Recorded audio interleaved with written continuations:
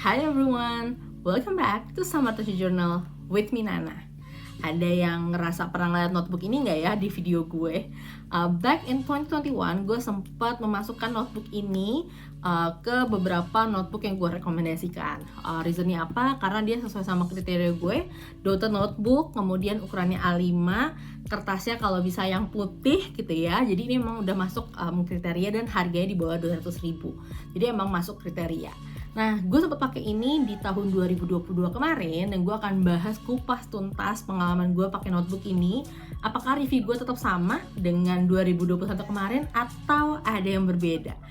Pastiin kalian nonton video ini sampai akhir untuk tahu detailnya, dan gue gak akan bosen buat ngingetin kalian untuk subscribe ke channel ini dan follow gue di Instagram @summertouchjournal. Oke, buat yang lupa, ini notebooknya datang dari merek namanya Bouquet Notebook.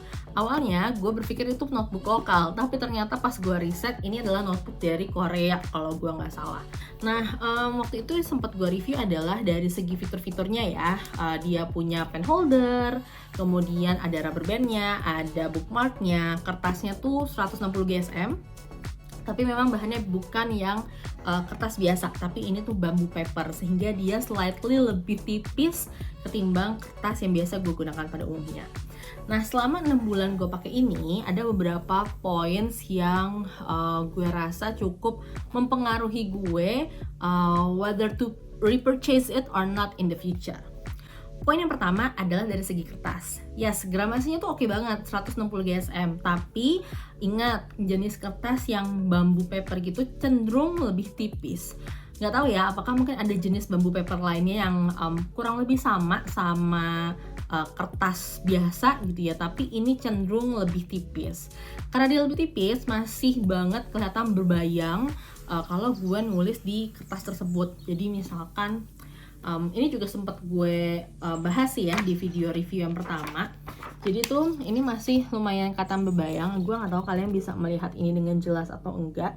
Tapi ini tuh pakai tools yang sebenarnya cukup basic kayak Tombow Fudenosuke, pakai milk liner, pakai dual brush gitu. Yang menurut gue ini tools basic lah kalau kalian suka creative journaling atau bullet journal yang mungkin lebih banyak pakai warna gitu. Cuman ini memang agak nerawang gitu. Jadi itu salah satu yang jadi concern gue. Meskipun ya again gramasinya tinggi, tapi kita harus mikirin lagi dari jenis kertasnya. Poin yang kedua adalah dari segi patternnya. Ya, I really love dotted notebook karena membantu gue untuk narik garis tuh jadi lebih rapih. Baik dengan penggaris ataupun nggak pakai penggaris, dotted notebook tuh membantu banget supaya lebih satset lah ya ibaratnya. Unfortunately in this notebook, the dotted itself is really small dan warna hitamnya tuh nggak begitu jelas. It's too sheer kalau buat gue. Sehingga nggak cuma sekali, tapi beberapa kali pas gue bikin section di notebook ini itu melenceng, dan yang melencengnya nggak yang ekstrim tiba-tiba setengah buku gitu sih, tapi cukup mengganggu estetiknya si notebook ini gitu. Jadi gue udah berharap kalau dia punya dotted yang agak sedikit lebih, bukan lebih tebal kali ya, warna hitamnya agak sedikit lebih pekat, itu lebih membantu sih. Meskipun memang lebih enaknya kalau kita buat konten, karena dia kelihatan lebih clean, lebih bersih, nggak kelihatan ada titik-titiknya gitu. Yang ketiga sebetulnya bisa dibilang salah satu hal positif ya. Positifnya apa? Jarang banget notebook tuh menyediakan pen holder, dan I just realize how important for us to have pen holder, karena kalau gue dibawa tas, notebook ini kan gue masukin aja gitu ya ke tasnya gitu. Nah, kalau nggak ada pen holder ini, pulpanya tuh juga pasti akan kemana-mana, jadi nggak ringkes. Kalau kita harus cepet bikin catatan, cepet untuk ngebuka ini, akan takes time kalau nggak ada si pen holder ini, karena kita harus nyari-nyari si bolpennya itu kan. Jadi ini pen holder tuh sangat membantu. But I'm not sure, I think a lot of local notebook terutama belum banyak yang menambahkan si pen holder ini. But you don't have to worry sebetulnya, karena pen holder tuh ada banget sekarang jenis yang tinggal ditempel, tinggal diklip gitu ya. Jadi sebenarnya ada opsi. Cuman it will be nice if there's a notebook that has this pen holder.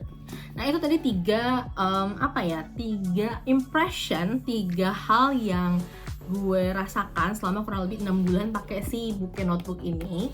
Kalau ditanya apakah gue akan repurchase, I have to say no, karena gue punya preferensi kertas itu harus lebih tebal supaya nggak bebayang gitu ya. Unfortunately ini nggak memenuhi kebutuhan gue, so I don't think I'm going to repurchase it. Nah, itu dia tanggapan gue tentang si Bouquet notebook ini.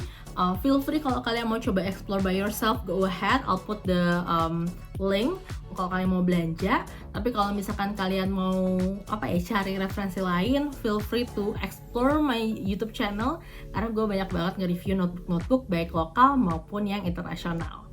Itu aja dari gue. Thank you so much for watching and I'll see you on another video. Bye bye.